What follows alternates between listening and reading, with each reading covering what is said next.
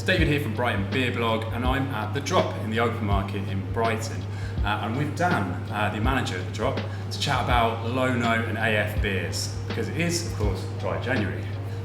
Give us a bit of a synopsis of what you do, Dan. Sure. So I've been managing The Drop for just over 3 months now. Outside of that, I have my own company called That's the Beer Talking. We do tours and tastings of Lewis. I also do corporate tastings, come into people's offices or homes, and then I do sensory training for breweries as well, where we kind of put them through their paces, do fault training, or if there's a particular area of focus they want to do. And then outside of that, I'm also a beer judge. So dry Jan is perfect for me. It's pretty much the only time that I don't have some sort of judging or some sort of obligation in the diary, whether that's tastings. And it's also a perfect reminder for me to remember what good sleep feels like. So dry Jan's good for me, but it'll be replaced by a very wet Feb for sure. Okay, so we've interrupted a pretty chill month for you. Yeah, absolutely. It's my first dry January, and I'm quite enjoying not being hungover. Yes. How you drink so much the rest of the year, I see. How is it having a few weeks of no hangovers? No, it's nice. I mean, the hangovers definitely is a big part of that. I would say as a professional, I don't get hangovers anymore. I don't drink to excess. I drink to satisfaction. No one in the industry does, of course. No, exactly. We're all very professional. No, I mean definitely the hangover thing. But for me, I think the reason why I do it is the sleep. I tend to now. I don't binge on alcohol, but I graze. Okay. Well, so I'm always, whether it's at the bar here, just trying making sure the beers are still good, or samples that people bring me, or even just regulars just saying, oh wow, this is fantastic, have you tried it? Yeah. I tend to do a lot of sipping, and I think it's easy when you're like that to not realise how many units you're consuming in a week. Exactly. So for me, the big reason why I do it is sleep, and I think the quality of my sleep when I'm drinking is not good. I think we've all had those experiences where you have that last pastry stout on a night out and you go, why did I didn't need that. You just sort of knock yourself out and you wake up going, or it's the kebab afterwards. Well, exactly. So at The Drop, obviously you've got an amazing selection of beers here from all over the world, but you must have seen a change in the market in terms of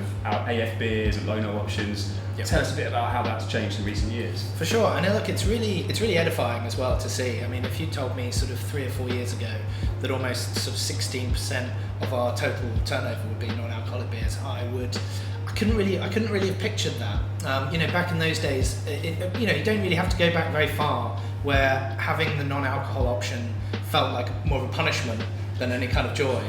And so, it's been really, really edifying to see, these advances in technology, these advances in taste, and, they're getting pretty damn close now, to the point that we have this kind of almost uncanny valley situation with alcohol-free beer, where because it's so close to it, sometimes my brain's going, where's the buzz? I'm drinking beer here, but where's the buzz? And that's something that you don't see in non-alcoholic wine and non-alcoholic spirits. They're certainly a little bit further away from getting that point. I think because alcohol at the end of the day provides a lot of structure. It provides something for flavours to play off. And if you strip that away, you really notice it. And So is it sort of somewhat mental, whereas the closer it tastes to beer, the more likely you are to feel like you're drinking beer and then get that buzz? I sort of find that it's really odd. Like what I mean is when you look back at old films from the 60s or 70s, you can definitely see that the CGI is CGI'd, but you'll sort of go along with it because it's trying to create a particular tone or a particular feel. And the closer we get to kind of photorealism, the more people then notice the little things about it. So I think we're at a point now with beer where it's almost indistinguishable, or it's getting close. And so therefore your brain starts picking up on very little things like, where's the buzz? Or like, particularly I think body has been an issue. Getting that nice kind of luxurious, sated kind of body has been very difficult. Yeah. Now we're at a point where you can find fantastic, quote unquote imperial stouts or pastry stouts, ones that are based on, from a sort of dextrin point of view or a mouthfeel point of view, more on a double IPA, even sours now that are doing it. And I'm not saying all of them are good, but some of them are reaching, are they? Some of them are reaching, but I think that's where brands like Mash Gang should be applauded. They certainly, and to their own, by their own admission, they say we're pushing boundaries here. and we may not get everything right. Okay. I mean, I've put that bit in myself, but like, I think they're very open in terms of, you try making a cereal milk IPA that's only 0.5%, 3%. Yeah. I think the other trend that I'm seeing as well in non-alcoholic beer drinking is people, I think the word is, or the phrase is zebraing. This is something that I think people in the no and low circles are trying to push, this idea that people are having an alcohol-free beer, then an alcoholic beer, then an alcohol-free beer, and then an alcoholic beer. Right, I see. And I think whilst, from what I understand anecdotally, I think once people go on the alcoholic beer, it's hard to step back down. Yeah. I certainly see a lot of people that are blending it and using it as an option in their alcoholic night out, which is again something that I would never have thought. I've been thinking this because like you get to the pub, maybe that first beer on a hot evening, you finish work, that first one's gonna just sink, right? So if you did have a 0.5, a LowNo option as your first one, and it tastes pretty decent anyway, there's not much, and you're one beer less drunk later on. Yeah. So I think it's a great option to have if you've got good options on the bar. Definitely, and that's the critical thing. Yeah. I know that a lot of people sort of have a certain idea about what an alcohol-free beer or LowNo beer is going to taste like. Maybe they had bad ones in the past, and they just say, it's got a certain flavour. What do you think that's attributed to? Is it something in the brewing process? Is it just what you get with a low percentage beer?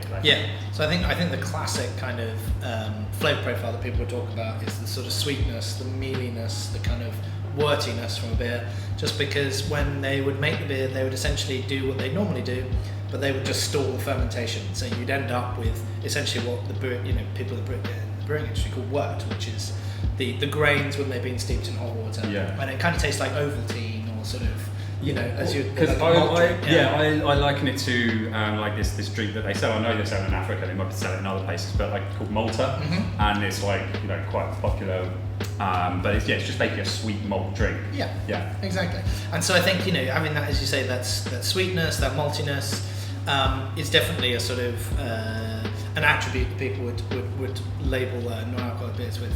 Now, because there's different ways that you can make your beer, beers are more finished, and I think there's two other sides to it that now you can get that give a sort of character to the beer, and they come from the acids that brewers will use to make the product stable, and also the preservatives, so whether that's like phosphates or benzoates, I think they can also give a certain taste to the beer as well.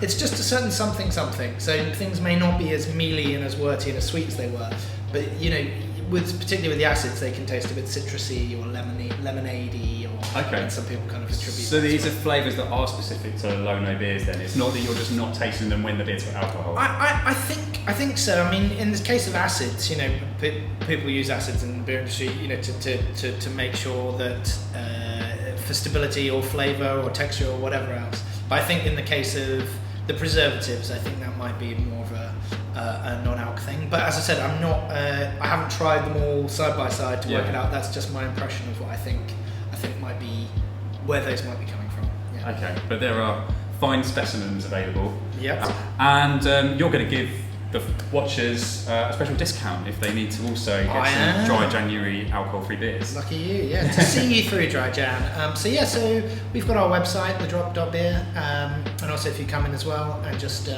if you use the code AF10, then you get 10% off on any of the non-alcoholic purchases. Simple as that. Well, cheers, Dan. All the best with the rest of your dry Jan. Thank you. Likewise. Thank you.